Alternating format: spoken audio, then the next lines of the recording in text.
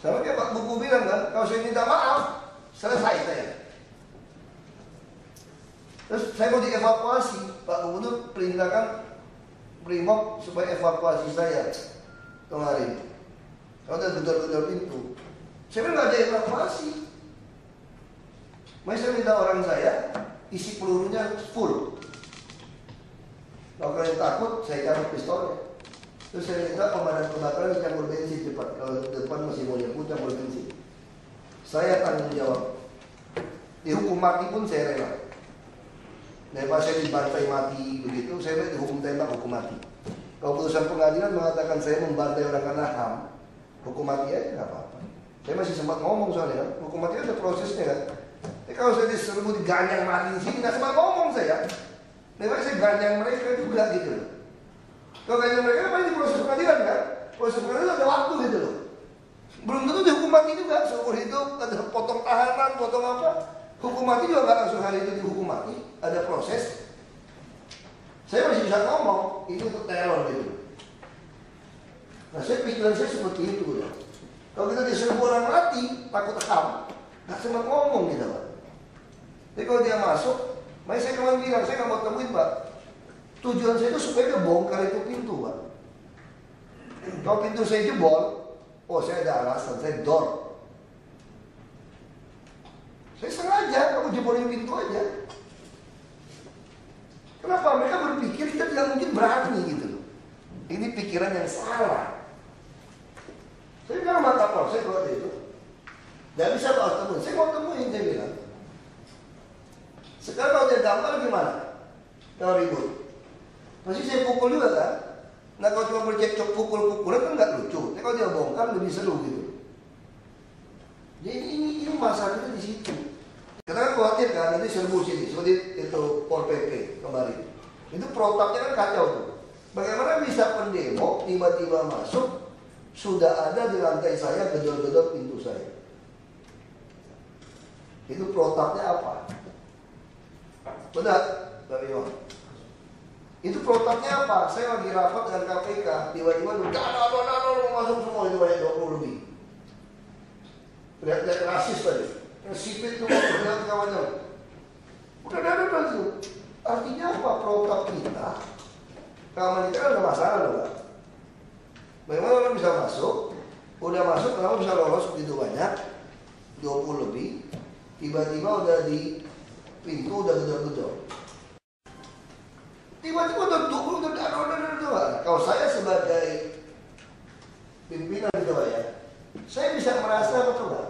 Ini mungkin saya yang terlalu bapak-bapak ini mau ngetes saya gitu. Lu wabuk nih galak-galak sok jago ya. Gue lepasin itu demonstran masuk, lu itu kencing-kencing. Gue mau tes lu gitu kira-kira gitu. Nah saya bisa merasa seperti itu. Saya bisa merasa seperti itu. Jadi ada orang di sini yang memang berpikir, ah ini wabuk sok keras kan, sok jago kan. Nah sekali-sekali dilepasin gitu loh. Gue mau lihat tuh kira-kira takut gak gitu.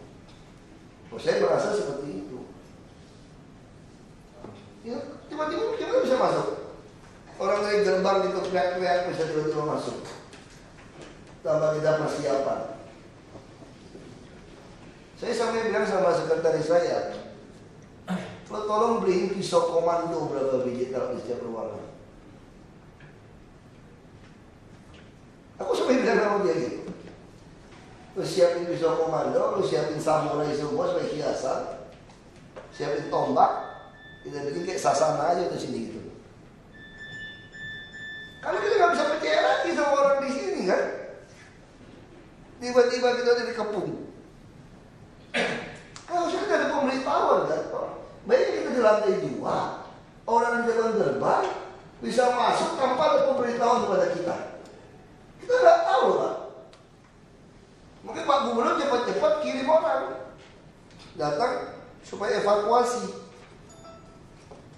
Tentu kawan-kawan yang Brimob sini udah tahu nggak, bos kami nggak mungkin mau evakuasi. Yang ada kalau kita ngomong kita diusir semua. Oh saya nekat Pak. Saya udah pikir, saya polisi yang awal saya nggak takut, saya usir. Saya hadapi sendiri. Ini supaya tegakkan itu Pak Wali Kota. Kalau kita takut Pak, ini negara bukan saya. Ahok ini pengecut. Saya juga nggak mau mati. Saya punya anak, punya istri, punya rumah yang baik gitu loh. Saya nggak terlalu miskin saya ini sebetulnya. Saya lumayan loh sebetulnya. Saya punya gunung, punya pulau, punya pantai, punya hutan, saya punya. Nggak terlalu jelek lah saya hidup saya jujur aja. Nggak ada hutan, saya punya, nggak terlalu jelek gitu. Ngapain saya mati? Tapi kalau saya sebagai wagub untuk tegakkan peraturan, saya siapkan. Karena saya wagub, tidak ada pilihan. Kalau saya sebagai Ahok, saya nggak mau, ngapain mati? Ngapain pusing amat gitu loh Pak. Wah, urusan saya kok. Jangan udah kacau ini, saya wagub masalahnya. Jadi saya bilang Pol PP ini ada masalah di kita nih Pak. Pol PP kita ada masalah. Kita nyatakan, saya di Totem juga saya bilang, saya demi konstitusi saya siap mati. Anda tetap langgar. Anda tetap langgar dagang di PKR. Makanya saya bukan ngomong PKR, kita ngomong Anda menghina Haji Lulung gitu loh. Dan dialihkan kan. Padahal waktu di luar teriak-teriakan soal PKR gitu. Jadi mereka juga tahu ini salah. Saya bilang nggak boleh mundur Pak. Saya kalau biasanya kalau perang psikologi ini Pak ya, soal Tanah Abang Pak, menurut saya mereka udah takut. Kalau tidak takut, tidak ada ngancam-mengancam, tidak ada intimidasi. Mereka mau tes kan, dilepasin, kira-kira pucat gak nih? Kira-kira saya lari gak nih? Saya telepon istri saya pun tidak. Saya dari pagi udah permisi sama istri saya gitu. Aku nggak tahu nanti balik apa enggaknya. Kalau betul-betul mereka betul ada selebaran mau 1.000 saya. Aku cuma pesan kalau ada mayat saya nggak dibawa kabur mayat saya, kuburnya di Belitung. Itu aja. Loh, harta semua ada asuransi udah saya tambah semua nilainya. Bukan saya jagoan, saya nggak ada pilihan. Saya menegakkan konstitusi. Saya wagub. Nggak ada pilihan. Mereka mau bakar kantor camat. Dari saya diwawancara Metro TV. Dari sore mau keluar. Saya mau bakar kantor camat, berarti Anda mengancam kami kan?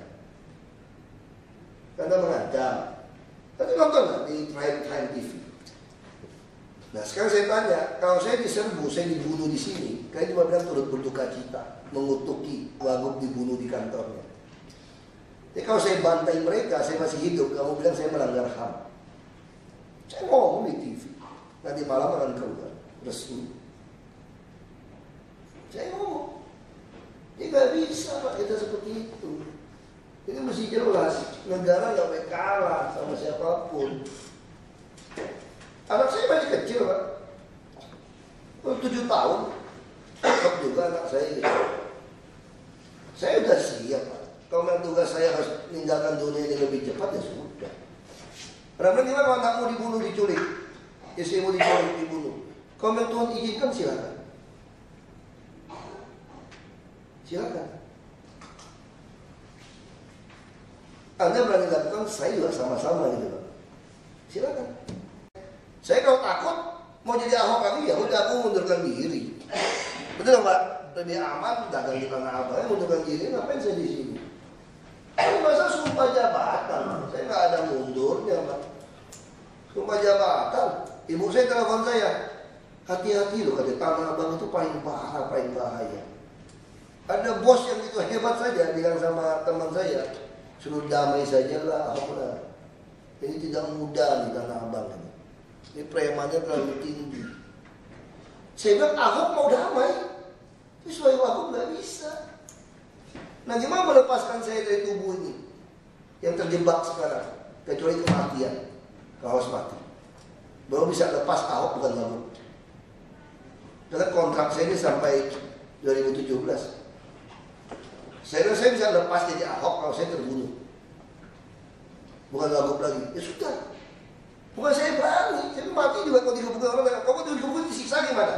Teman saya tanya sama saya kira kalau disiksa saya nggak berasa lagi, pasti saya pingsan kalau udah siksa terlalu dalam. Pasti udah pingsan posisi saya kalau disiksa. Dia matinya nggak terasa lagi, kalau disiksa udah pingsan.